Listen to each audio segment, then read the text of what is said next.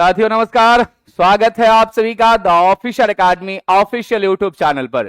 साथियों, जिस घड़ी का था आपको इंतजार, आज से वो घड़ी भाई आपके बहुत ही करीब पहुंच चुकी है।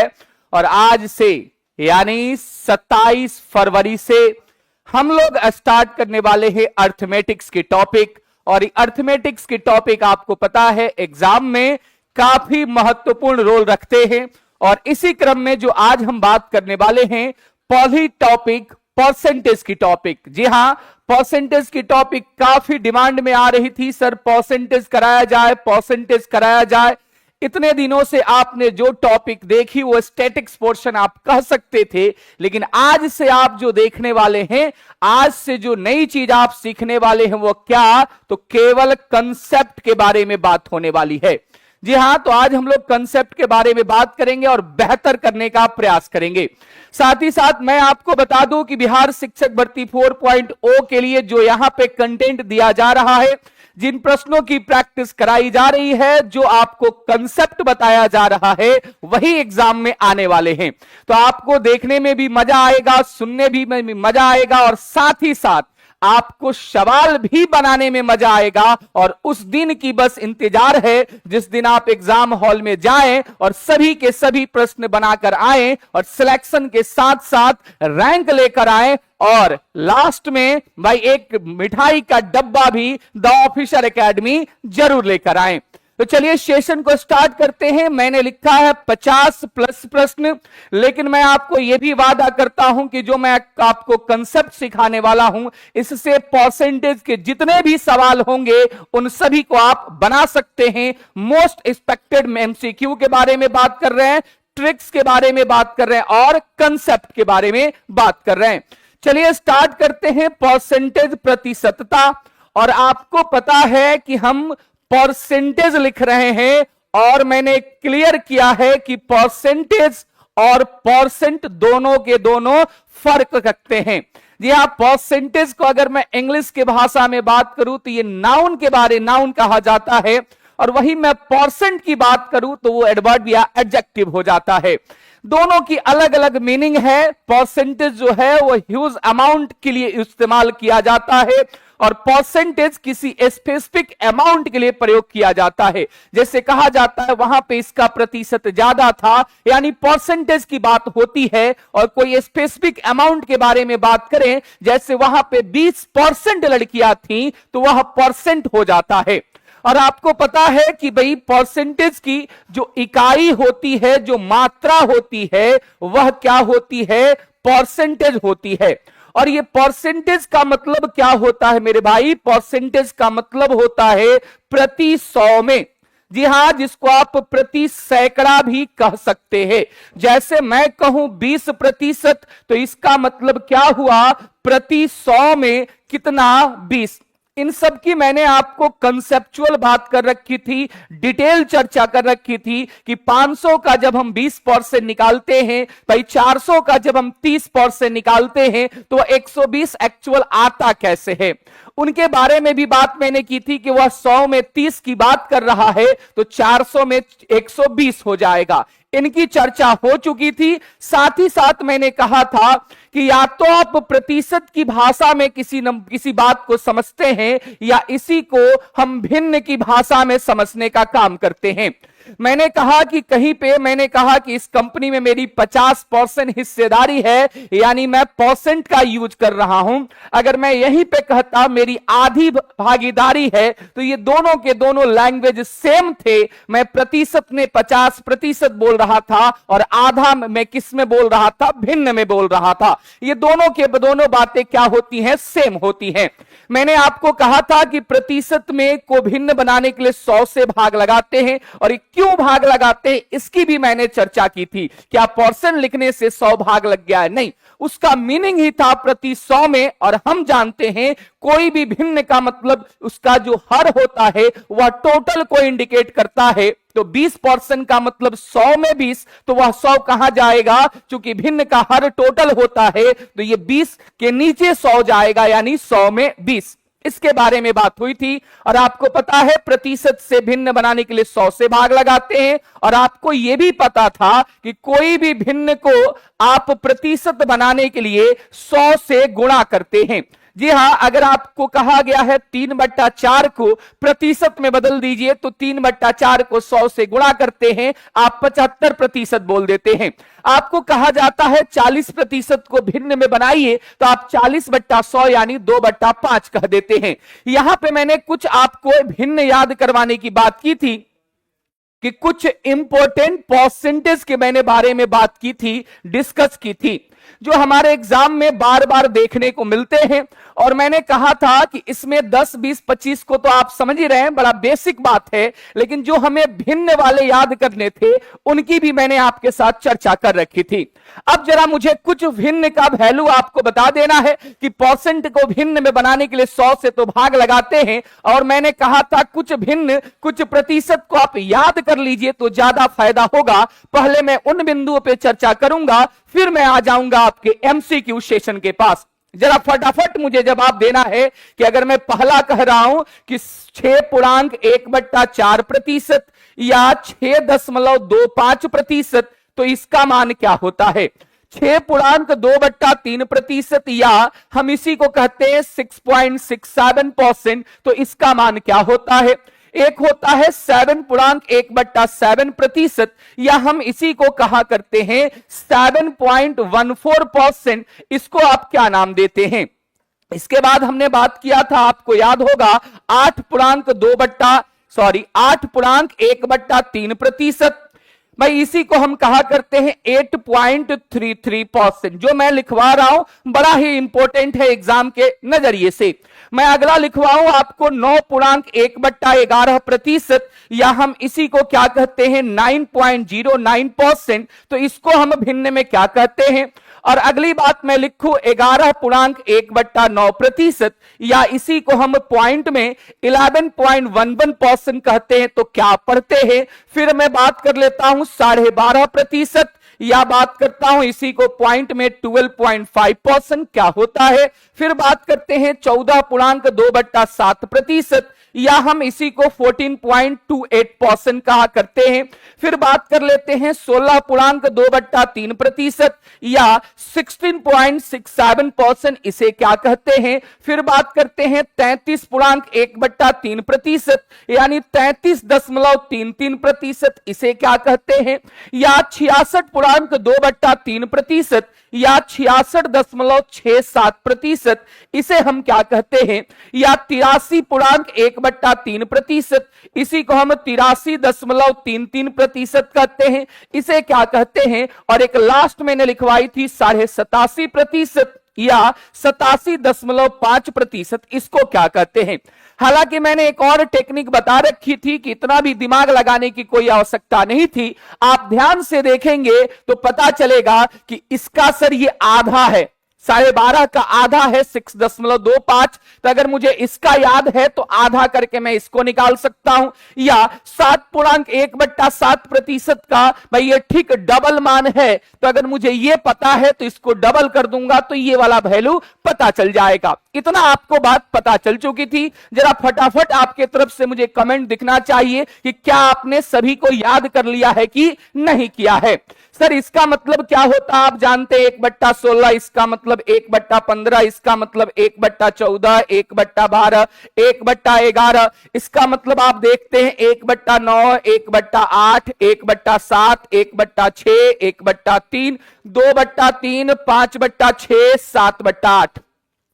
सर अगर आप याद नहीं करना चाहते तो मत करिए याद, फिर आपको 100 से भाग लगाना पड़ जाएगा, और नहीं तो फिर डेसिमल वाले में प्रॉब्लम हो जाएगी कि वो 14.28% था ही नहीं, वह तो रेकरिंग का पार्ट हो रहा था, फिर आपको प्रॉब्लम हो जाएगी। हालांकि मैंने एक और तरीका बताया था, अगर आपको याद होगा 14 को ऊपर लिख दीजिए, भाई ये 2 से गुणा हुआ है तो 100 से घटा दीजिए, 14/98, तब भी 1/7 आ जाएगा। ये बात हम लोग समझ चुके थे। और मैंने कहा कि प्रतिशत आएगा तो 3 भाषा लेकर आएगा। अगर आप प्रतिशत समझ रहे हैं, 20% समझ रहे हैं, तो या तो 20% निकालने के पर्पस से आएगा, या 20% ज्यादा निकालने के पर्पस से आएगा, या आपसे वो 20% कम निकालने के पर्पस से आएगा। यही बात होगी। अच्छा, जब हम भिन्न में बात करें, जैसे 33.1/3% निकालने की बात होगी, या 33.1/3% ज्यादा निकालने की बात होगी, या आपसे 33.1/3% कम निकालने की बात होगी, यही बात होती है। मैंने कई बार आपको बताया है कि इसका मतलब क्या है। इसका मतलब 100 में से 20 के बारे में बात कर रहा है। इसका मतलब 100 था, 20 ज्यादा हो गया यानी 120 हो गया, और यहां पे 100 था, उससे कोई 20 कम यानी 80 के बारे में बात हो रही है, जिसे आप रेशियो में 5:1 लिख देंगे। यहां पे आप लिख सकते हैं 5:6, यहां पे आप लिख सकते हैं 5:4, या आप डायरेक्ट भी बनाने के लिए मैंने आपको कहा था कि ये हो जाएगा सर 20/100, ये हो जाएगा 120/100, और ये आपका हो जाएगा 80/100। तो ये दोनों बातें चर्चा आपकी हो चुकी है। ये आप रेशियो के माध्यम से समझते हैं, और ये आपको जब डायरेक्ट निकालना होता है तब उसके माध्यम से समझते हैं। ये दोनों बातें हमने आपके साथ डिस्कस कर रखी है। जब भी इस प्रकार के फ्रैक्शन आपको दिखते हैं तो इसे हम परसेंट में नहीं पढ़ा करते हैं, इसको हम फ्रैक्शन में कर देते हैं, और ये फ्रैक्शन में किसके बराबर होता है? 1/3 का। इसका मतलब क्या हुआ? इसका मतलब हुआ 3 में से 1, या हम डायरेक्ट निकालने के लिए 1/3 का इस्तेमाल करते हैं। इसका मतलब हुआ 1/3 ज्यादा, मतलब 3 में 1 ज्यादा यानी 4, और इसको डायरेक्ट निकालने के लिए हम 4/3 का इस्तेमाल करते हैं।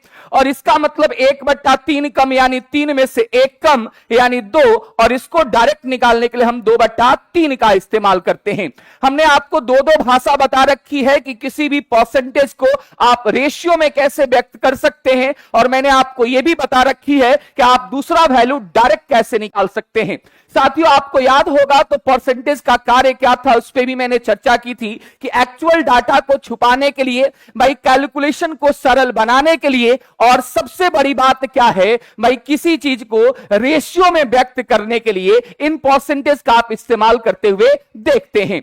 साथियों, आपको भी ये भी याद होगा बेसिक्स में जो मैंने आपको पढ़ाई थी कि अगर एक 400 है, बी अगर 500 है, तो यहां पे दो प्रकार के सवाल होते हैं कि ए बी का कितना प्रतिशत है, ए बी का कितना प्रतिशत है, और दूसरा सवाल हो सकता है बी ए का कितना प्रतिशत है।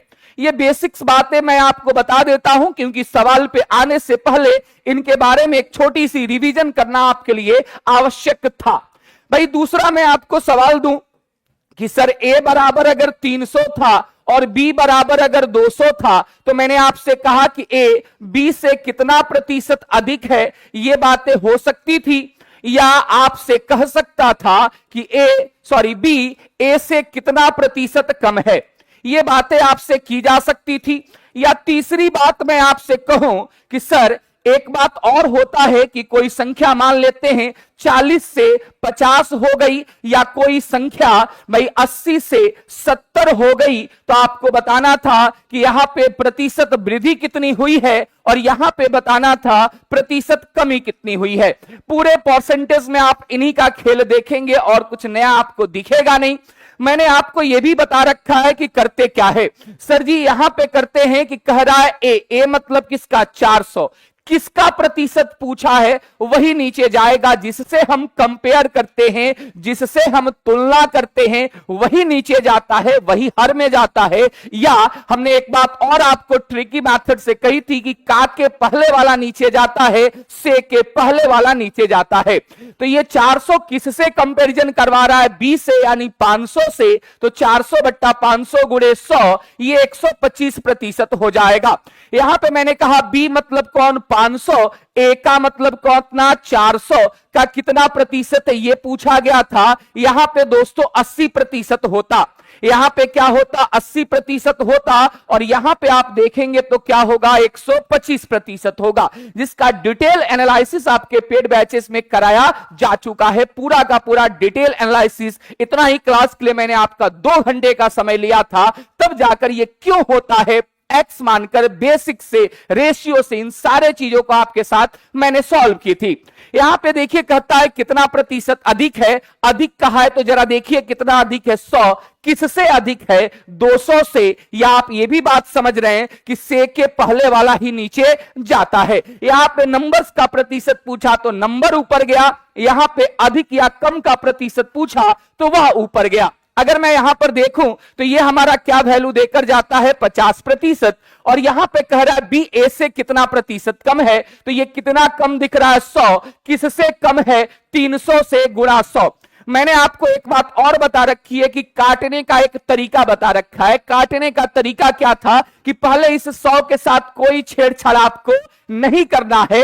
करना क्या है दोस्तों, पहले इसको बदलना है। अगर आपने इसको काटा तो ये आपको मिला 1/3। अगर आपने याद किया था कि 33.1/3 प्रतिशत 1/3 होता है, तो जहां भी 1/3 गुणे 100 लिखा हो तो क्या उसे आप 33.1/3 प्रतिशत नहीं बोलेंगे क्या? सीधा हो तो सीधा भी बता सकते हैं और उल्टा हो तो उल्टा भी बता सकते हैं। यानी भाई याद करेंगे एक और इसके फायदे लेंगे हम लोग अनेक। तो 1/3 का मान क्या होगा, 33.1/3 प्रतिशत होने वाला है। यहां पे क्या था भाई, वृद्धि कितनी की हुई है, 10 की। किससे वृद्धि हुई है, 40 की, गुणे 100, और हम काटेंगे तो ये 1/4 हमें नहीं याद है, हमने याद करने की जरूरत ही नहीं है। 25% ये आपका डायरेक्ट आंसर हो जाएगा। यहां पे आप देखेंगे 10 कम हुआ है, किससे कम हुआ है, 80 से गुणा 100। तो यहां पर जब हम बात करते हैं कि यहां पे कितना प्रतिशत की कमी हुई है, 10 कम हुआ है किससे, 80 से, तो 10/80 गुणे 100। यहां पे आप फिर से काटेंगे 1/8, और आपने याद किया था कि 12.5% को 1/8 कहते हैं, तो ये 1/8 किसके बराबर हो जाएगा, 12.5% के बराबर हो जाएगा। फिर से मैंने आपको एक बात और बता रखी है कि परसेंटेज की एक क्वालिटी क्या होती है कि परसेंटेज को हम रेशियो से भी बना सकते हैं। परसेंटेज को हम रेशियो से भी बना सकते हैं, कोई भी फर्क नहीं पड़ता है। जी हाँ, बना सकते हैं। प्रतिशत को कॉमन क्वांटिटी से कोई फर्क नहीं पड़ता है। कॉमन क्वांटिटी को अगर हम काट भी दे तो भाई कॉमन क्वांटिटी को काट कर अगर हम छोटा कर दे तो कोई फर्क नहीं पड़ता है। जैसे मैं एक सिंपल सा सवाल मैं आपसे बोलूं कि एक फल को बेचा मैंने और 10% कमाया। मैंने आपसे क्या कहा भाई कि एक फल को बेचा तो 10% मैंने कमाया, यानी 10% का लाभ हुआ। तो बताइए कि अगर मैं 2 फल बेचूं तो कितना प्रतिशत का लाभ होगा, कितना प्रतिशत मैं कमाऊंगा। तो आपको यह बात पता है कि एक फल में अगर 10% कमाते हैं तो 2 फल में कितना प्रतिशत कमाएंगे, तो 2 फल में हम 10% कमाएंगे। मैंने कहा कि क्वांटिटी इसके लिए कोई मायने नहीं रखती है, सेम का सेम वैल्यू होकर आ जाता है। चलिए, नहीं भाई ये हमारा रिवीजन बैच है, और इस रिवीजन बैच में चूंकि पेड बैचेस में मैंने आज समाप्त किया है 12 क्लास।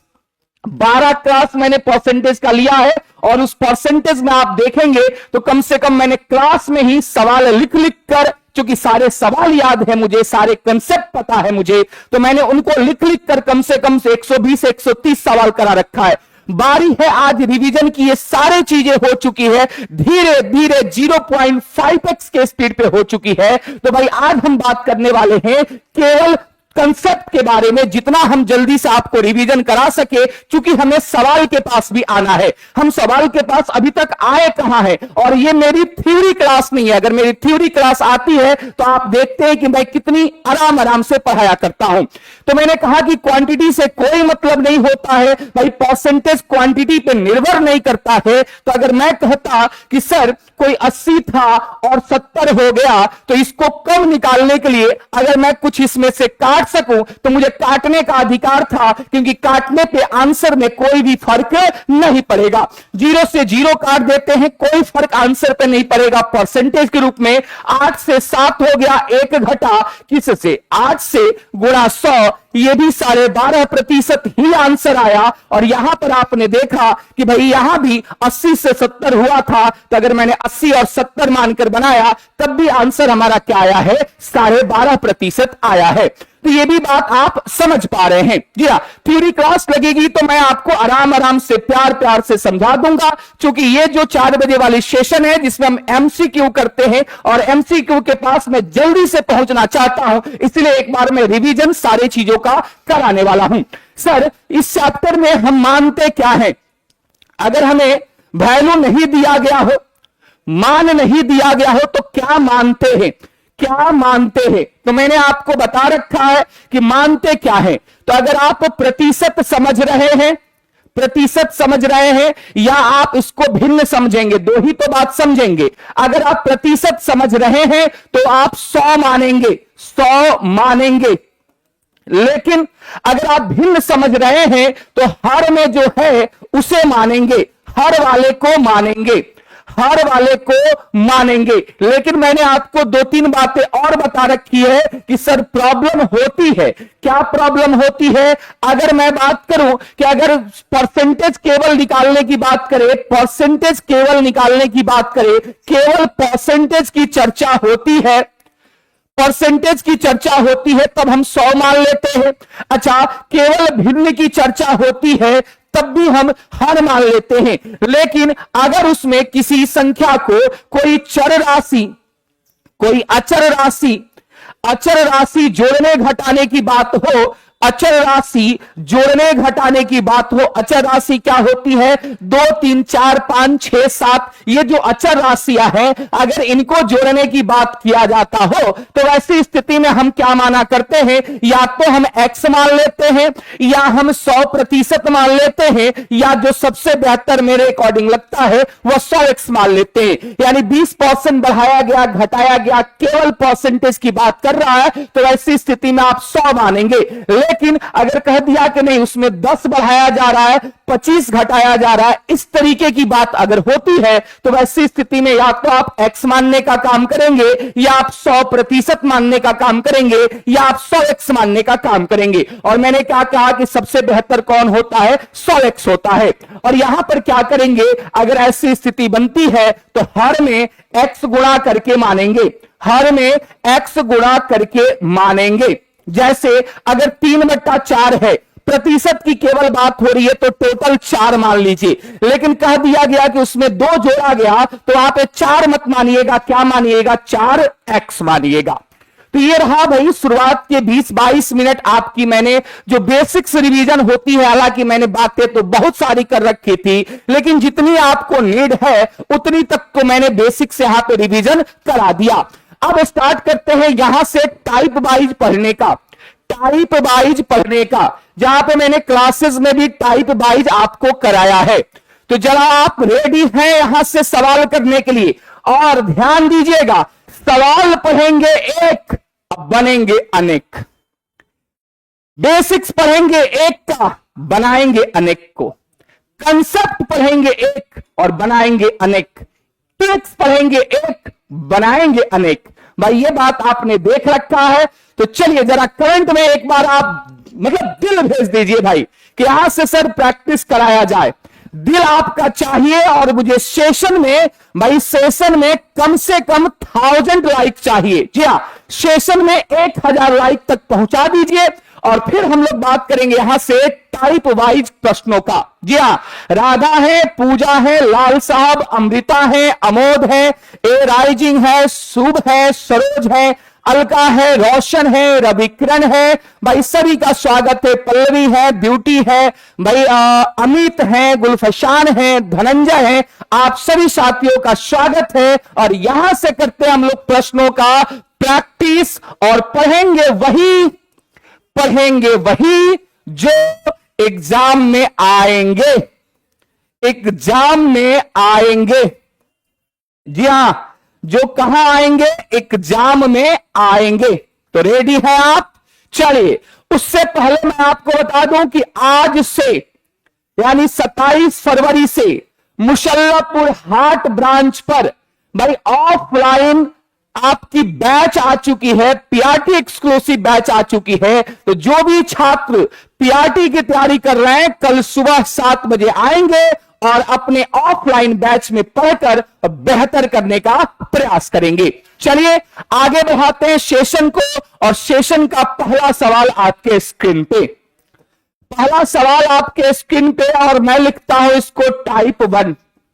अब तक जो भी देखा हमने बेसिक देखा, यह सवाल का आंसर किसी एक बच्चे से गलत नहीं होना चाहिए। जी हां, किसी भी एक भी बच्चे से इस सवाल का आंसर गलत नहीं होना चाहिए। जी हां, गुलफशान कहते हैं कोई बोलता ही रहे। चलिए बहुत बढ़िया। सवाल क्या है? एक ही कार्य क्षमता बी से 25% अधिक है, तो बी की कार्य क्षमता ए से कितने प्रतिशत कम है? कितने प्रतिशत कम है? जरा कमेंट करके बताइए कि आंसर क्या होगा। जी नेहा कुमारी, इस सवाल का करेक्ट आंसर क्या होगा? और किसी भी बच्चे से, किसी भी छात्र से इस सवाल का आंसर गलत नहीं होना चाहिए कि सर ये इतना अधिक है तो दूसरा कितना कम होगा। हम अपनी लैंग्वेज की भाषा में, न्यूमेरिकल की भाषा में कह देते हैं आपके पास 50 रुपया ज्यादा है तो मेरे पास 50 रुपया कम होगा। लेकिन जब हम प्रतिशत की भाषा कहते हैं, अगर मैंने ऐसा यहां पे कहा कि 50% ज्यादा है और 50% कम होगा तो ये गलत हो जाएगा। भाई इसकी प्रॉपर तरीका अलग होते हैं। इस सवाल का सभी बच्चे आंसर क्या बता रहे हैं? 20% बता रहे हैं। बहुत बढ़िया। जब भी इस टाइप का सवाल होता है कि ये इतना ज्यादा है तो ये इतना कम कितना होगा, इस प्रकार के सवालों में अगर मैं ट्रिक्स की बात करूं, अगर आप x% पढ़ रहे हैं या अगर आप भिन्न में पढ़ रहे हैं ए बट्टा बी, या तो आप प्रतिशत में पढ़ेंगे या उसको आप भिन्न में पढ़ेंगे। अगर प्रतिशत में आपने पढ़ा तो भाई x लिख दीजिएगा, और अगर ये वृद्धि हुई होगी तो 100 से जोड़ दीजिएगा, कमी हुई होगी तो घटा दीजिएगा और गुणा 100 कर दीजिएगा। अगर आप भिन्न में पढ़ रहे हैं और ट्रिक से बनाना चाहते हैं तो ए लिख दीजिएगा ऊपर, और अगर ये अधिक होगा तो जोड़ दीजिएगा, कम होगा तो घटा दीजिएगा और गुणे क्या कर दीजिएगा? 100%। अगर आप प्रतिशत देखना चाह रहे हैं तो उस तरीके से जाएंगे, भिन्न अगर आप उसको समझ रहे हैं तो इस तरीके से जाएंगे। साथियों 25% हम समझ रहे हैं अगर, तो 25 लिख देते हैं, और 25 बटा चूंकि अधिक है तो 100 से जोड़ देते हैं, 125 गुणे 100, आपका आंसर 20% आएगा। या तो आप इसको 25% समझ रहे थे या इसको आप 1/4 समझ रहे थे। 25% समझते या उसी को भिन्न में आप क्या समझते? 1/4 समझते। मैंने कहा एक रहने दीजिए, अधिक है तो जोड़ दीजिए और गुणा 100 कर दीजिए, 1/5 गुणे 100 यानी क्या हो जाएगा? 20% हो जाएगा। अब यहां पे तो आपने इसकी ट्रिक्स देख ली कि आखिर ये हाउ भाई ट्रिक्स क्या था, इसकी ट्रिक्स क्या थी तो आपने देख ली। अब चलते हैं थोड़ा सा इसके प्रोसेस के पास भी चलते हैं। सवाल कह क्या रहा था? सवाल कह रहा था ए जो है ये 20 से 25% अधिक है। मैंने क्या कहा कि 25% अधिक का मतलब 125/100, यानी बी का ये 125/100 है। बी इधर जाएगा तो ए बट्टा बी बराबर 125/100। आप काटना चाहे काट सकते हैं, 25 से 5, 25 से 4। अभी कुछ देर पहले मैंने कहा कि परसेंटेज रेशियो के भी माध्यम से निकाला जा सकता है, तो बट्टा का मतलब रेशियो तो हुआ। ए 5 है, बी 4 है। सवाल क्या पूछा था कि बी जो है ए से कितना प्रतिशत कम है? भाई कितना कम दिख रहा है? 1 किससे कम है? 5 से, गुणा 100। आपका आंसर कितना हो जाता? 20%। या आप परसेंट में क्या माना करते हैं? 100 माना करते हैं। जो नहीं पता होता है उससे 100 माना करते हैं। तो ए था और बी था, ये जो बोला गया था इससे कंपैरिजन किया गया था। अगर ये पता चल जाता तो 25% बढ़ा देते, ये निकल जाता। भाई ये हमने अगर 100 माना तो 25% अधिक यानी 125। और आपको याद होगा 100 क्यों मानते हैं? इसके 5 फायदे हैं। 100 ही क्यों मानते हैं? एक तो आप समझ रहे हैं नीचे 100 जाएगा, लेकिन 100 के फायदे क्या क्या हैं? तो 5 फायदे मैंने कहा। जैसे 100 में 30 तो 30%, 100 में 30 घट गया 30% घट गया, 100 में 40 बढ़ गया 40% हो गया। तो ये बातें जो आप समझ रहे हैं 100 का कंपैरिजन या 100 का 20% निकालना है 20 ही होगा, 100 में 20% बढ़ाना है 120 होगा। लेकिन 100 छोड़कर अगर आप किसी भी नंबर को सोचे तो फिर आपकी भाई कैलकुलेशन क्या हो जाएगी, डिफिकल्ट हो जाएगी। आपने कहा ये 100 है 125 हो गया, या तो आप छोटा करके बना सकते थे या कह सकते थे ये 25 कम है, किससे कम है 125 से, गुणा 100, यानी आपका आंसर क्या हो जाएगा 20% हो जाएगा। या आपको एक बात और याद होगा, हम मानने की बात किए तो मानने की बात किए 100, या हमने मानने की बात की थी तो अगर हमने उसको भिन्न समझा तो हर मानने का काम करेंगे। अगर मैं इसको मानने की बात अगर करूं तो मैं इसको अगर 25% ना समझकर 1/4 समझूं तो एक ए था और एक बी था, मानूंगा क्या मैं 4, और ये क्या था एक अधिक था, यानी कितना हो गया 5। सवाल कह रहा है कितना प्रतिशत कम है, 1/5 गुणे 100 यानी 20% कम है। कंसेप्ट कंसेप्ट कंसेप्ट और ये इनवर्सल भाई, ये जरा सवाल का ये थोड़ा सा इस पे फोकस कुछ देर के लिए कर लेना, कुछ देर के लिए इस पर फोकस कर लेना, क्योंकि आ रहा है अगला सवाल और जितने भी आगे सवाल आएंगे वो सब इसी पैटर्न इसी ट्रिक का इस्तेमाल करके इन सारे प्रश्नों का बना सकते हैं। यानी एक ट्रिक और इससे संबंधित जितने भी प्रश्न हैं वो सारे के सारे प्रश्न आपसे बनने वाले हैं। क्या आप रेडी हैं? क्या आप अगला प्रश्न बनाने के लिए रेडी हैं? ये ट्रिक्स भाई राम बाण है, ये भाई अचूक है, और मैं आपको अगला 5 सवाल दिखाने वाला हूं। पांचों सवाल में ये ट्रिक्स काम करेगा। आपको मैं बेसिक्स भी बताने के लिए रेडी हूं और मैं आपको ये भी बताने के लिए रेडी हूं। जरा बताएंगे, जी हाँ जरा बताएंगे। चलिए आगे बढ़ते हैं दूसरे नंबर सवाल के पास। भाई पिछला सवाल क्या था? पिछला सवाल था कि इतना अधिक है तो कितना कम होगा, ये है इतना कम है तो इतना ये अधिक होगा। फिर भी आप कहेंगे ये सर सेम प्रकार के सवाल है, बना सकते हैं, बनाइए, बस बनाइए, क्योंकि प्रैक्टिस में आप जितना प्रैक्टिस करेंगे उतना ही बेहतर होगा आपके लिए।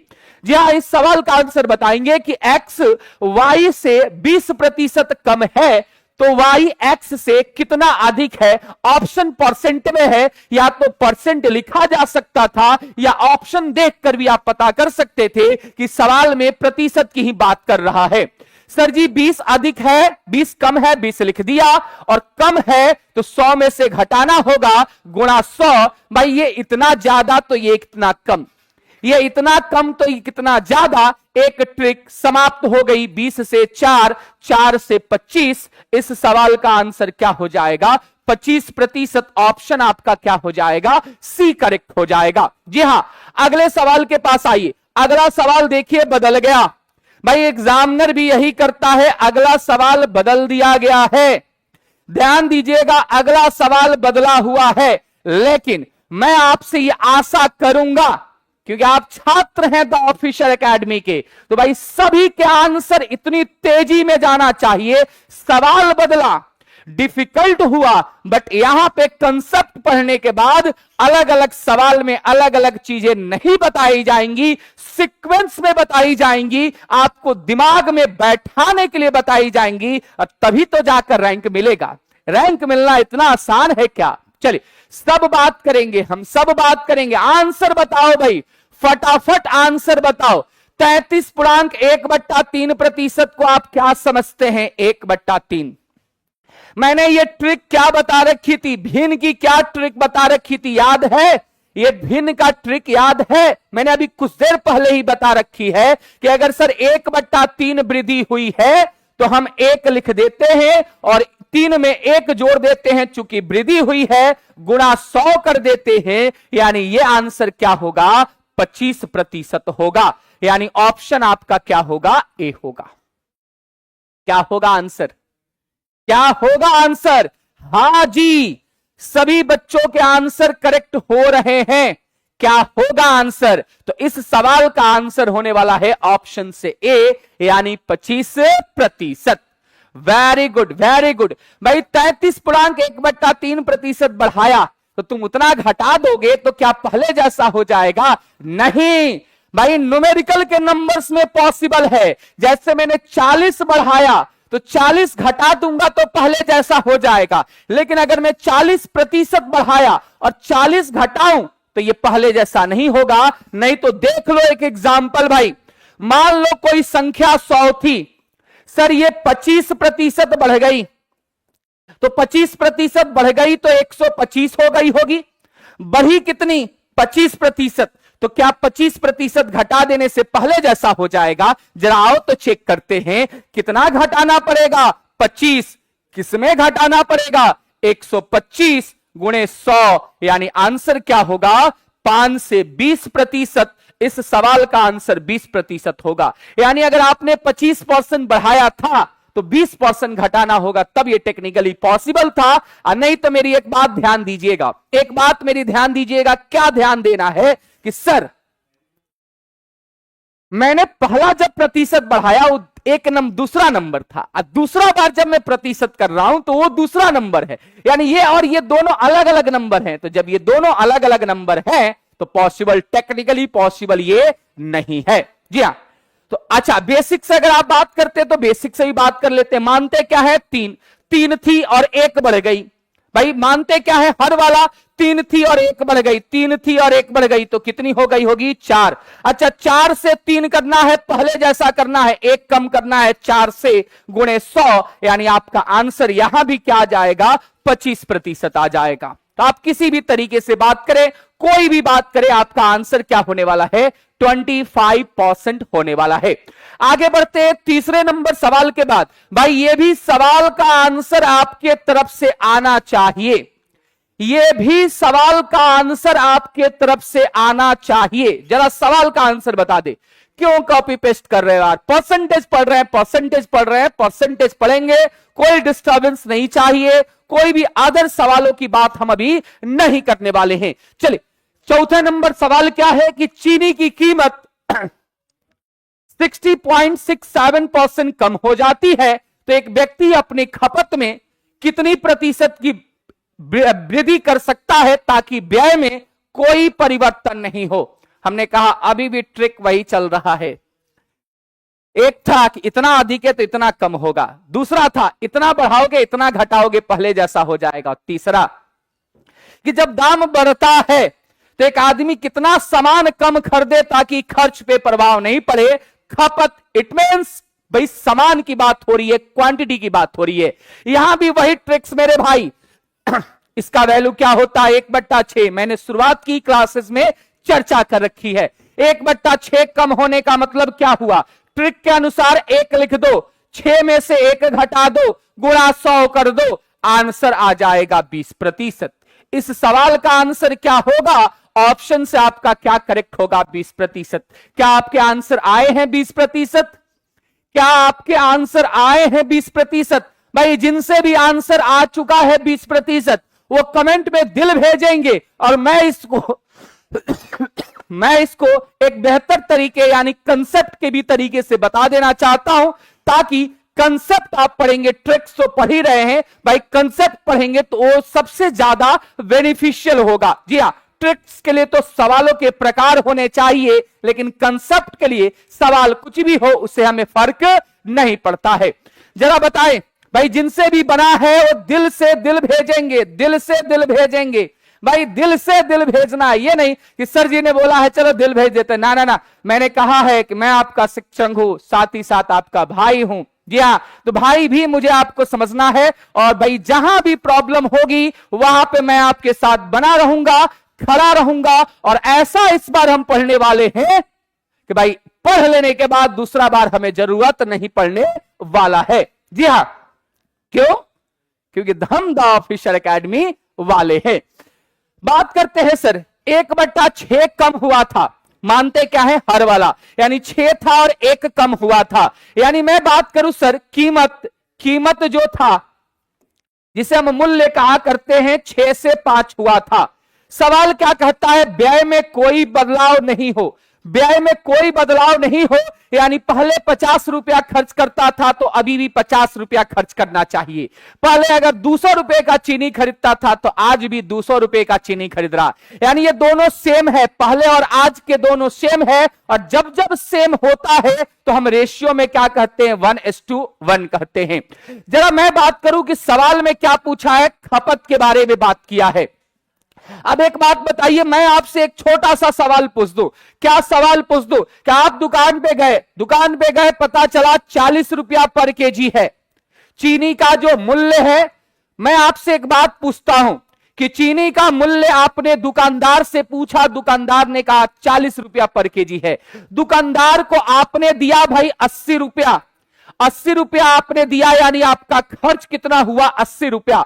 तो आप जरा मुझे यह बता दें कि वह दुकानदार आपको सामान कितना देगा, कितना केजी सामान देगा।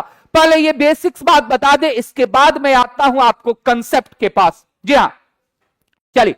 तो 40 रुपया पर केजी दुकानदार ने कहा और आपने उसको 80 रुपया दिया, यानी खर्च आपका 80 रुपया हो गया।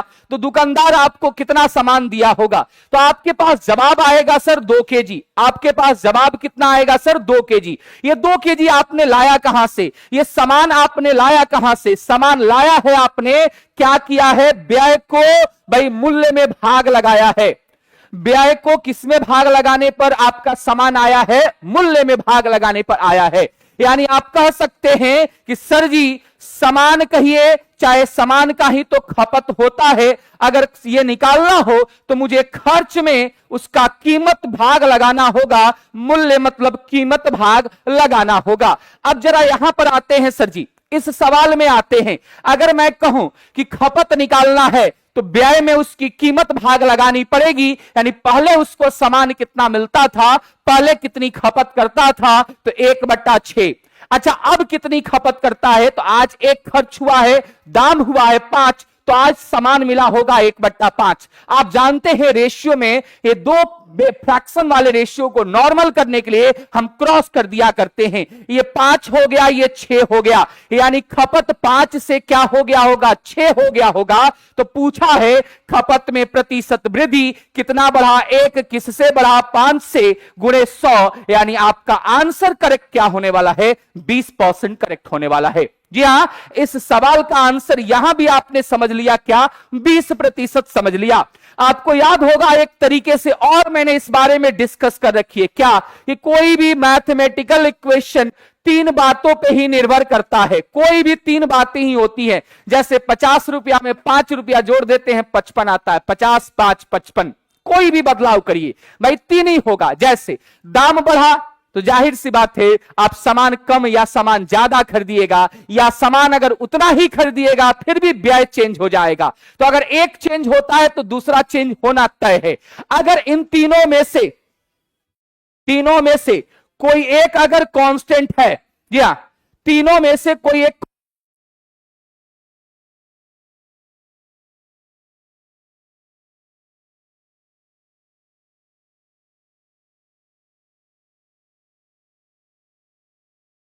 आ चुका है।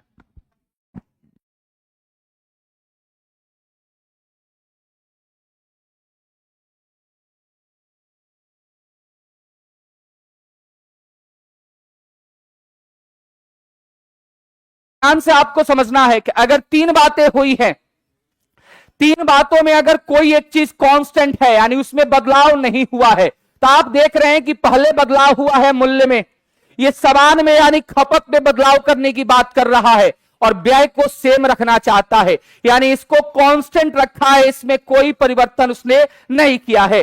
तो अगर इसमें कहीं भी किसी भी मैथ्स की भाषा में, जैसे टाइम एंड डिस्टेंस में सबसे ज्यादा इस्तेमाल होता है कि आप कहते हैं स्पीड और टाइम इनवर्स होता है। क्यों इनवर्स होता है?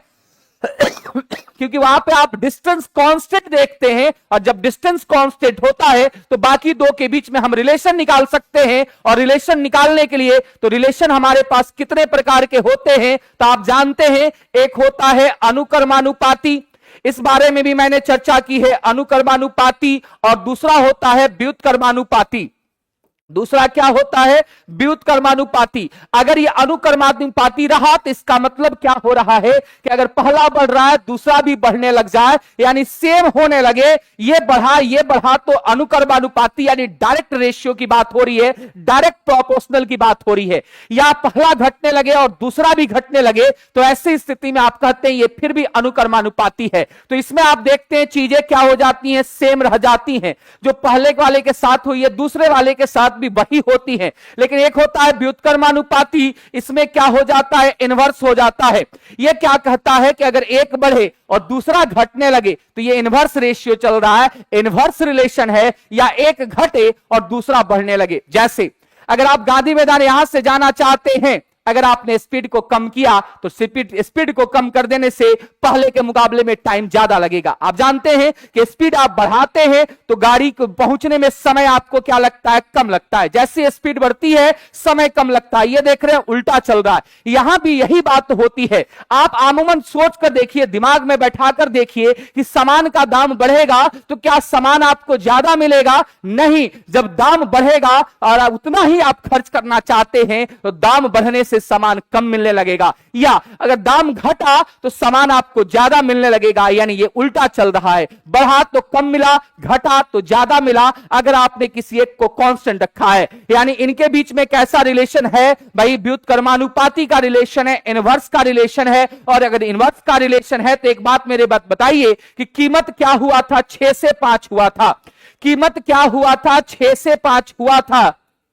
तो हम कह सकते हैं कि सर जो हमारा सामान मिलेगा वो पलट जाएगा, इनवर्स हो जाएगा, ये 1/6 और ये 1/5 हो जाएगा। और 2 को इनवर्स करना बड़ा सिंपल है, कुछ करने की जरूरत नहीं। ये 5 से क्या हो जाएगा, 6 हो जाएगा। और आपको याद होगा कि ये कंसेप्ट पे आप कई प्रकार के सवाल को बना सकते हैं। जी हाँ, खपत 5 से 6 हुआ है, 1 बढ़ा है, किससे बढ़ा है, 5 से गुणे 100, यानी आपका आंसर क्या हो गया, 20% हो गया। ये सारी बातें मैंने आपके साथ पेड बैचेस में 0.5 के स्पीड पर चर्चा कर रखी है। अपनी स्पीड को धीमा करके आपको जितना हो सके समझाने का प्रयास कर दिया है। यहां पे मैं आपने रिवीजन करा दिया। जी हां, साथ में यूट्यूब के बच्चों का भी रिवीजन हो रहा है, बहुत बढ़िया। और बात करते हैं तो इस सवाल में, तो अगर इस प्रकार के सवाल आपके एग्जाम में पूछे गए हैं, यह भी आपके एग्जाम में पूछा जा चुका है। और ध्यान दीजिएगा, ध्यान दीजिएगा, यह भी आपके एग्जाम में सवाल पूछा जा चुका है। यह भी आपके एग्जाम में सवाल पूछा जा चुका है कि इतना प्रतिशत अधिक है तो ये कितना प्रतिशत कम होगा। और यह भी बातें पूछी जा चुकी है कि अगर दाम इतना बढ़ा है तो सामान कितना कम मिलेगा, ताकि उसके व्यय पे कोई भी प्रभाव नहीं पड़ेगा। जी हां, अब बताइए जरा, यहां तक समझ गए? अब अगला सवाल जो अभी भी इसी ट्रिक्स पे डिपेंड करता है, जरा मुझे बता दीजिए कि अगला सवाल यानी 5वें नंबर सवाल का उत्तर क्या होगा। भाई ये भी सवाल मैंने कहा था इसी पैटर्न पे, इसी ट्रिक पे आप बना सकते हैं। क्या, अगर 2 डायमेंशन वाली कोई भी क्षेत्र है जिसमें अगर एक डायमेंशन में आप बदलाव कर रहे हैं तो दूसरा डायमेंशन में आप क्या बदलाव करेंगे ताकि उसके क्षेत्रफल पे कोई प्रभाव नहीं पड़े। जैसे आयत के बारे में मैं बात करूं, लंबाई को बदलेंगे तो चौड़ाई कितना कम या ज्यादा कर दिया जाए ताकि क्षेत्रफल पे कोई परिवर्तन नहीं हो। चाहे आप बात कर सकते हैं त्रिभुज में कि आधार को इतना बढ़ाया गया तो ऊंचाई को कितना कम करेंगे ताकि क्षेत्रफल पे कोई प्रभाव नहीं पड़े। या आप कह सकते हैं वर्ग का एक भुजा को इतना बढ़ाया गया तो दूसरे भुजा को, जो भाई आसन्न भुजा थी, उसको कितना घटाया जाए ताकि कोई प्रभाव नहीं पड़े। तो यहां भी आप बातें कर सकते हैं, यहां भी आप सेम बातें कर सकते हैं। क्या होगा आंसर, क्या होगा आंसर? हाँ, टीआरई 3 जीएस में यह सवाल आया था। मैंने कहा ना कि आज से आपको भाई सिंगल नोट्स बनाते रहिएगा, और जब एग्जाम आए, एग्जाम का प्रश्न आपके पास जब आए तो आकर मिला लीजिएगा। जी हां, इतनी मैं आपको छूट दे रहा हूं। बताएंगे इसका आंसर क्या होने वाला है कि सर लंबाई 30% बढ़ाया गया तो चौड़ाई कितनी प्रतिशत घटा दिया जाए ताकि क्षेत्रफल पे कोई प्रभाव नहीं पड़े। तो जाहिर सी बात है उस ट्रिक के अकॉर्डिंग 30 लिखेंगे, बढ़ा था तो 130 लिखेंगे, गुणा 100 लिखेंगे। भाई आंसर क्या हो गया, 300/13% हो गया। जी हाँ, इस सवाल का आंसर क्या हो गया? तो 300/13% हो गया। एक बात और मैं बता दूं कि इसको अगर आप बेसिक से भी जानना चाहते हैं तो जरा गौर करेंगे कि सर लंबाई के साथ क्या हुआ है। 30% की वृद्धि हुई है, यानी 3/10 की वृद्धि हुई है, यानी 10 था और 3 की वृद्धि हो गई, तो पहले लंबाई 10 थी तो अब 13 हो गई होगी। सवाल में चौड़ाई के बारे में कोई भी मेंशन नहीं किया गया है कि चौड़ाई कितनी थी और कितनी हो गई, और सवाल में यही पूछा गया है कि चौड़ाई को आपने कितना प्रतिशत घटाया है। क्यों? क्योंकि एरिया जो होता है इन दोनों के गुणनफल से ही तो आता है, और कहता है क्षेत्रफल पे कोई प्रभाव नहीं पड़े। इसका साफ मतलब है कि पहले अगर क्षेत्रफल 50 सेंटीमीटर स्क्वायर था तो अभी भी 50 सेंटीमीटर स्क्वायर होना चाहिए, कोई भी चेंजेस नहीं होना चाहिए। यानी यहां भी बात कर रहा है क्या? 1:1।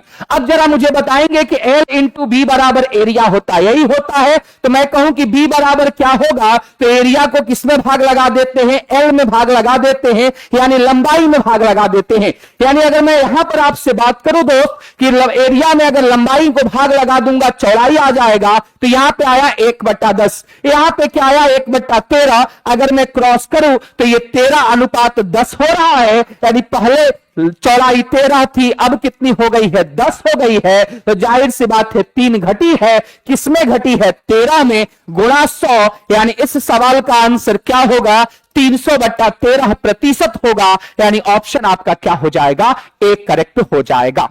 जी हां, इस सवाल का आंसर क्या हो जाएगा? एक करेक्ट हो जाएगा। और मैंने एक बात और आपसे कह रखी है भाई कि सेशन में कम से कम 1000 लाइक होने चाहिए। क्यों होने चाहिए? क्योंकि ये हमें ऊर्जा देता है, ये हमें ये दिखाने पे महसूस कराता है कि सर आप जो मेहनत कर रहे हैं वो बेहतर डायरेक्शन में मेहनत कर रहे हैं, बच्चे इसको समझ रहे हैं। अगर बच्चे समझेंगे ही नहीं तो हमें पता कैसे चलेगा? तो ये बात अगर आप समझ पा रहे हैं तो सेशन को आपको क्या कर देना है? लाइक कर देना है। और फिर आपको बढ़िया बढ़िया तरीके से, बढ़िया बढ़िया कंसेप्ट से, बढ़िया बढ़िया ट्रिक से, भाई आज से तो कहानी शुरू हो गई, आज से अपनी कहानी शुरू हो गई। और यही तो शुरू हो गई प्रेम कहानी। कौन सी प्रेम कहानी? तो सवाल और आपके बीच में प्रेम। अब जो प्रेम होगा आपको, वह प्रेम आपकी आजीवन भर रहेगा। जी हां, ये प्यार मोहब्बत ये आपके लिए भी है। चलिए मैं एक सवाल इस पर करा दूं तो कोई ताज्जुब नहीं होना चाहिए। एक सवाल मैं करा देता हूं कि कहता हूं कि किसी, जल्दी से आंसर बताना है कि किसी त्रिभुज की आधार को 12.5% घटाया गया तो संगत ऊंचाई को कितना प्रतिशत बढ़ा दिया जाए? संगत ऊंचाई को कितना प्रतिशत बढ़ा दिया जाए?